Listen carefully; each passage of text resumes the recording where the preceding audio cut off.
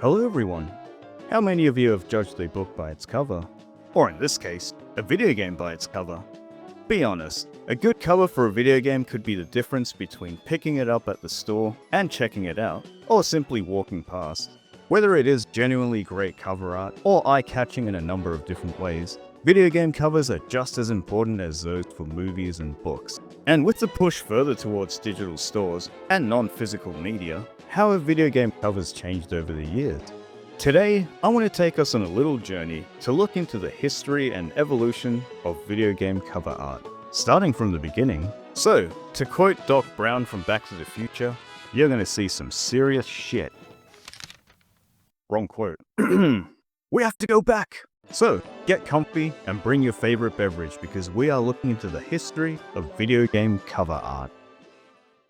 Now, we can trace the first ever video game back to 1958 with Tennis for Two, or 1962 with Space War, but it wasn't until the 1970s that the first commercial video games were made, so we're going to start our journey then.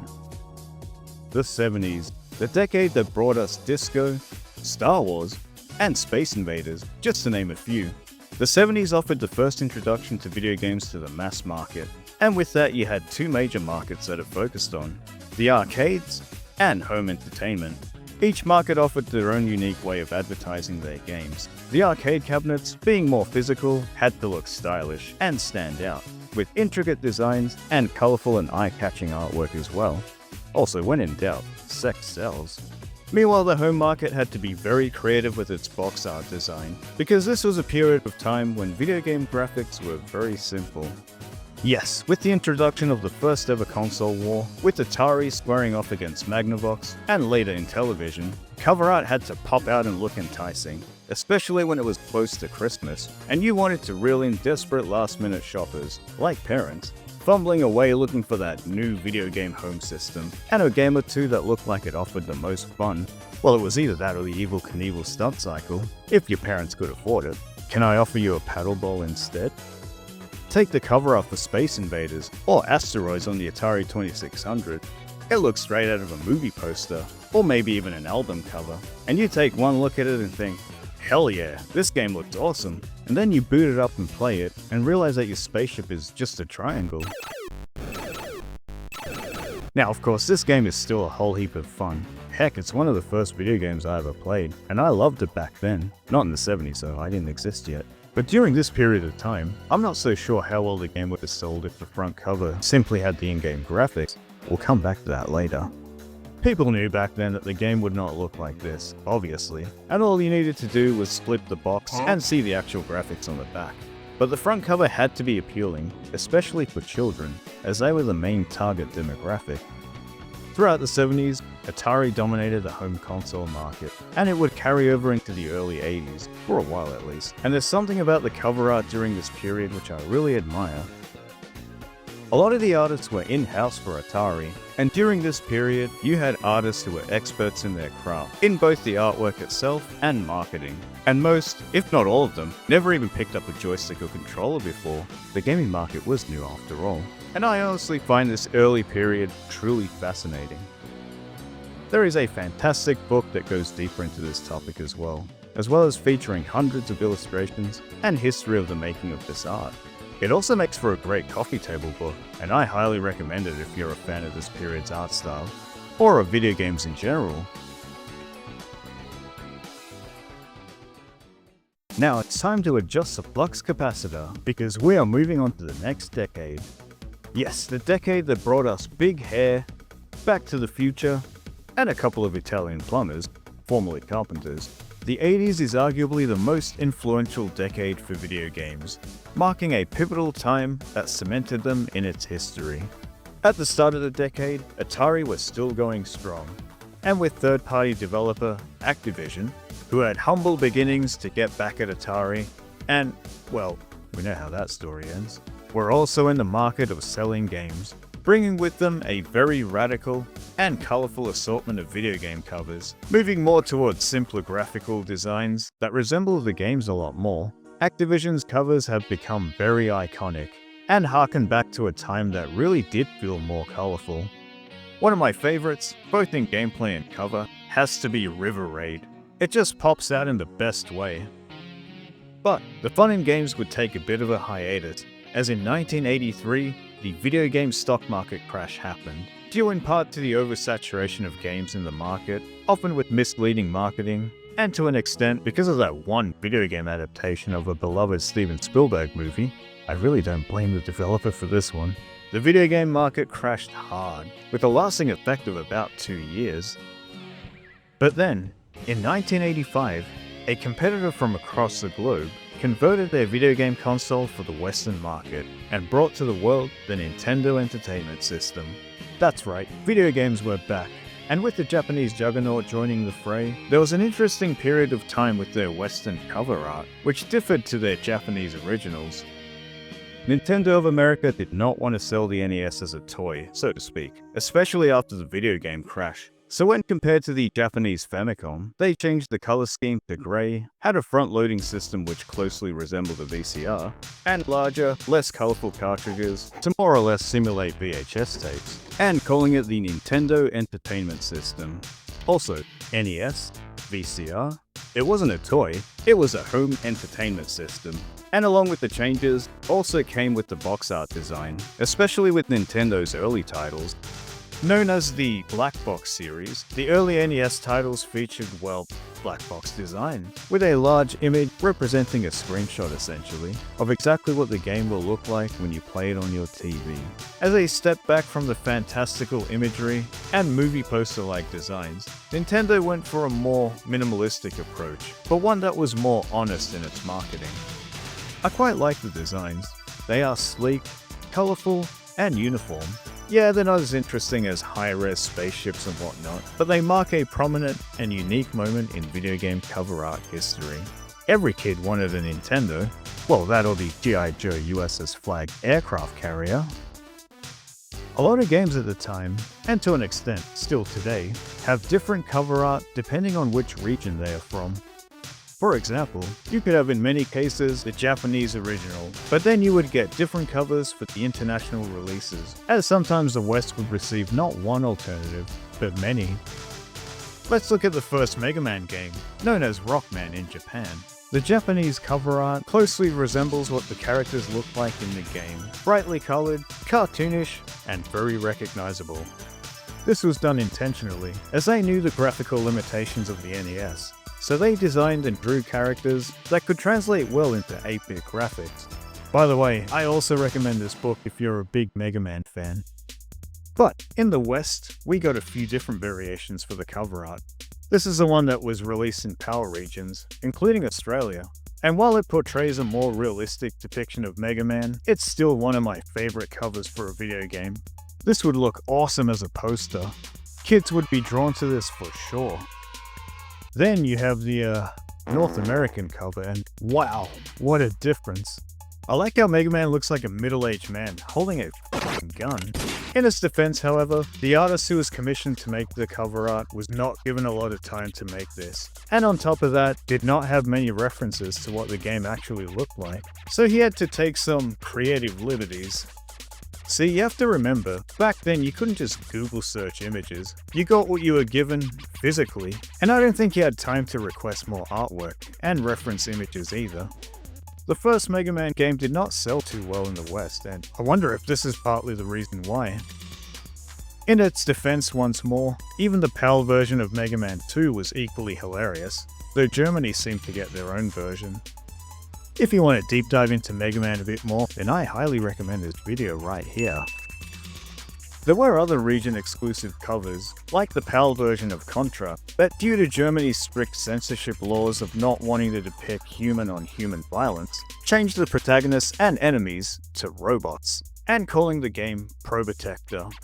Now, I could spend more time talking about censorship in games, but I think that's best for another video. But in terms of what do I think of the Probotector cover art, I think it's friggin' awesome. Yeah, it's no longer the Arnie and Stallone lookalikes, but come on, who doesn't like awesome robots? Finishing off, let's look at a few Sega Master System cover art designs, which, starting in the late 80s and into the 90s, Nintendo and Sega went neck and neck with each other. The Master System, in a somewhat similar fashion to the NES Black Box games, went for a very minimalistic and uniform look, To the point where it sometimes looks like the no-frills of video games. It sounds harsh, I know, but there are some cool and interesting covers, still incorporating the grid background. And then you have this wrestling game, which is, interesting. There were also instances of actors and photos used in video game covers, which garnered mixed results. But now, it's time to move on to the next decade.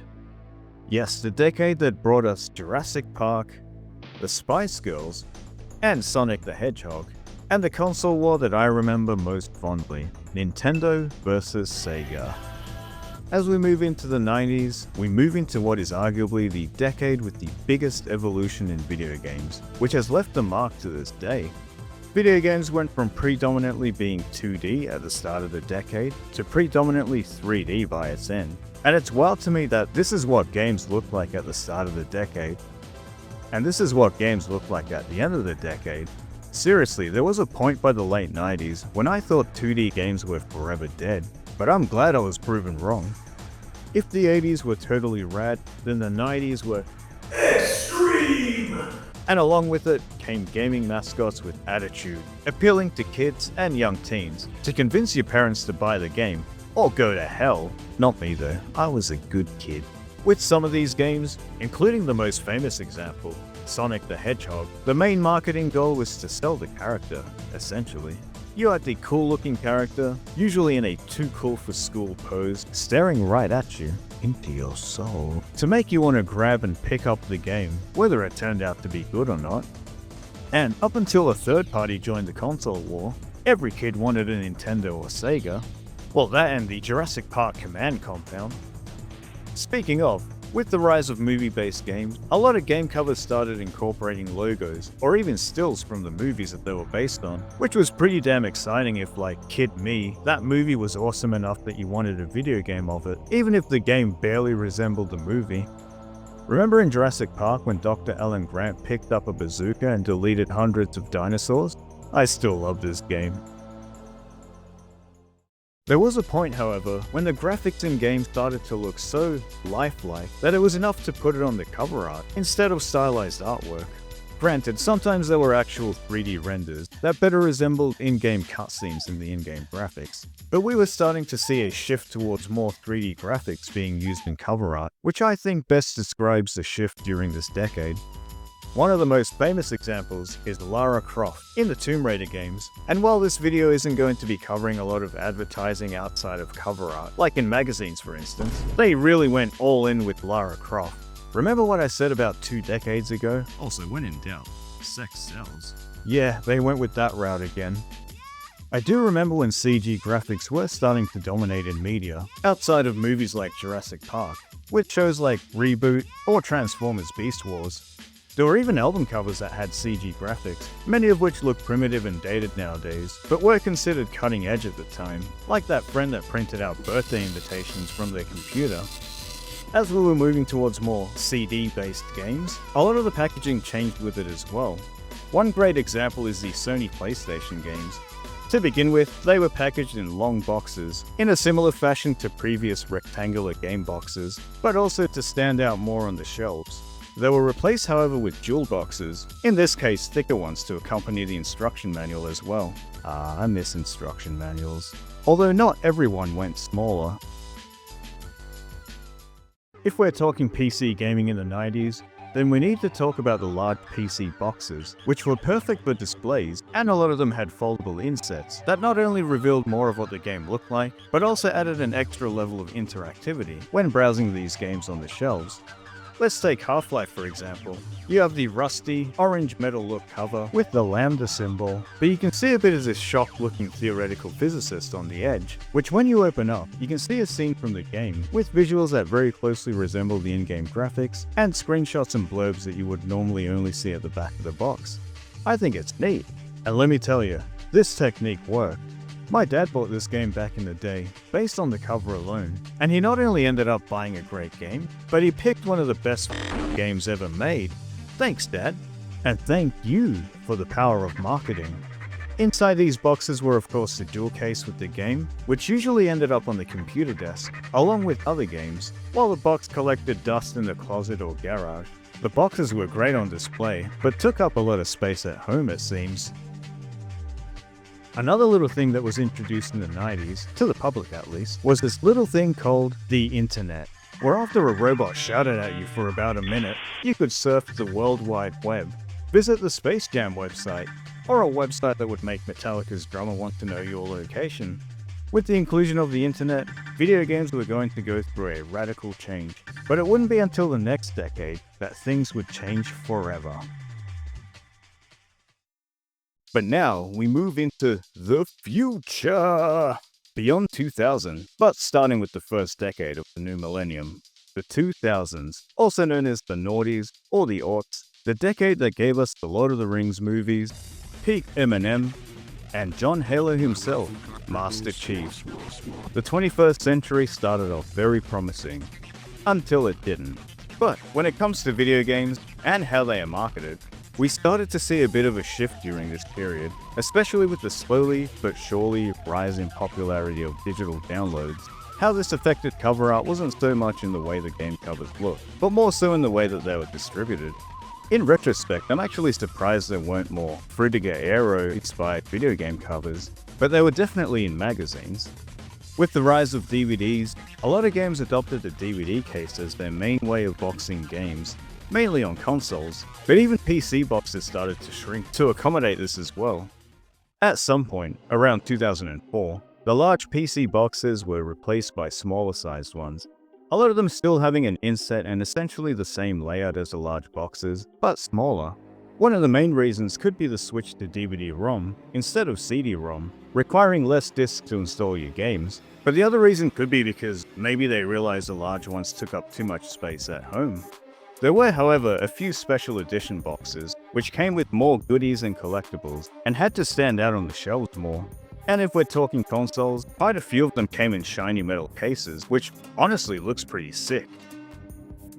You also had games that showcased the current sports stars on the cover, keeping up to date, but not surprisingly looking dated as time passes on.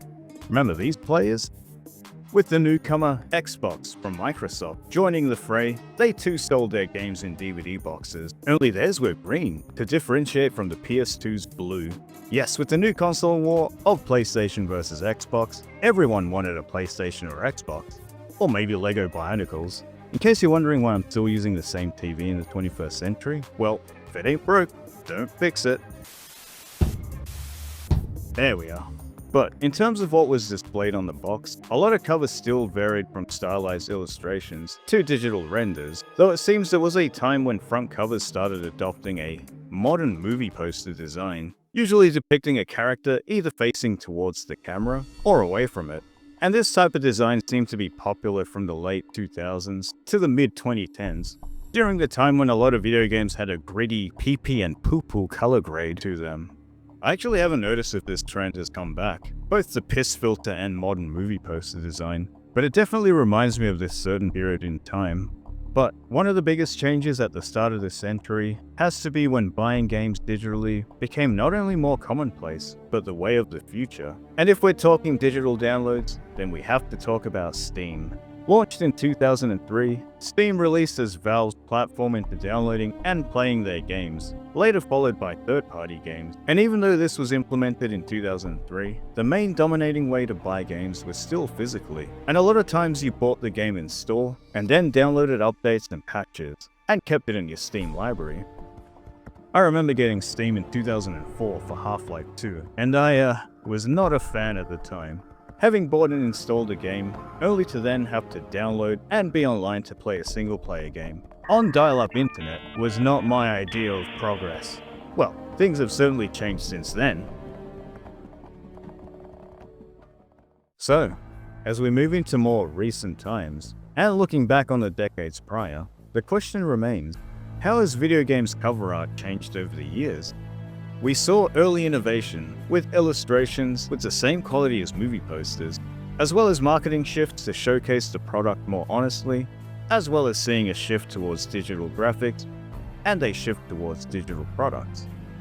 While there has been an evolution in cover art and marketing, Fundamentally, the video game cover art still remains the same, in the sense that people are visual creatures, and in order to sell something to someone, a description is not enough. You have to sell it visually as well. Heck, I can't decide without the pictures. Looking back throughout the years, it feels as though as long as you balance an eye-catching cover that doesn't falsely advertise, then essentially you've got a winning combo. And despite the shift towards digital downloads, physical media still exists, of course. And when it comes to digital platforms like Steam, they have never been more visual. Now we have animated banners, we have screenshots and user reviews. It's more than just a front cover now. It's like a virtual magazine. And despite the ads and other distractions, the covers, so to speak, for games are fundamentally the same. They still need to grab your attention and convince you to buy them. Some games, especially those with multiple updates, even have changing covers to better suit the current event or season as well. And I think you need this for digital games, because otherwise your library ends up looking like this, instead of this. But what of the future, perhaps? With the rise of AI, I actually worry about a future where video game covers are AI generated, losing the artist's magic and being more about selling the product than the artistry. Honestly, I'd rather this over some AI slop. And in a current world where AAA companies seem more interested in money than games, and your childhood game companies are starting to feel more villainous every day, it makes me wonder what the next few decades will look like. But maybe I'm getting ahead of myself. All I can say is, video game covers will always be made to attract the customer. But as long as the magic is still there, being made with the love of the craft, and curious kids are drawn to what could become their favorite game, then I think the future of video game covers are in a good place. Now, if you excuse me, I'm going to browse some games and base them solely on the cover and price. Thank you all so much for watching. What are your favorite video game covers? Honestly, I had a lot of fun making this one, and it was fun to do some research, as well as voicing my own opinions. I also got really nostalgic looking back at my old games. I want to give a shout out to my friend, L Fears, for helping me record some footage, and allow me to check out his awesome collection. By the way, he lives in this address. As well as giving a shout out to my parents, who, up until a certain point, they were the ones buying all of these games and consoles. So, thanks Mom and Dad. And thank you bro for this mint condition Mega Man on the NES. If you like this video, please feel free to like, comment, and subscribe, and let me know what some of your favorite game covers are, or what you'd like to see me cover next. I thank you all so much for watching, and I'll catch you all next time.